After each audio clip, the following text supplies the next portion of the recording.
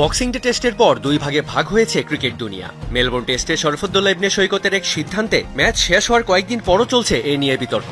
স্কিনোমিটারের ত্রুটি আমলে নিয়ে চোখের দেখায় জয়সলকে আউট দিয়ে ভারতীয় ক্রিকেট ভক্ত এবং গণমাধ্যমে তোপের মুখে পড়েছেন এই বাংলাদেশি আম্পায়ার।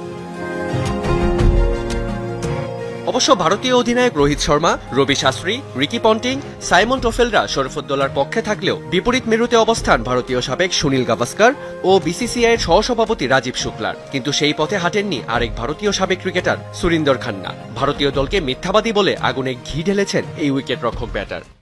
সেখানে বিতর্ক তৈরির কোনো মানেই ছিল না। তারা ঘটনাটিকে 4টি অ্যাঙ্গেল থেকে দেখিয়েছে, যেখানে বল গ্লাভসে স্পর্শ করতে দেখা গেছে এবং বলের গতিও কমে গিয়েছিল। আকাশদীপও ক্যাচ আউট হওয়ার পর একইভাবে অভিযোগ জানিয়েছে, তারা মিথ্যাবাদী। আপনাকে প্রথমে সততার সঙ্গে খেলতে হবে, তবেই আপনি জেতা শুরু করবেন। ভারতের ব্যাটিংয়ের কড়া সমালোচনাও করেছেন সুরিন্দর খান্না। বক্সিং ডে টেস্টের হারের জন্য ব্যাটারদের কাঠগড়ায় তুলেছেন তিনি।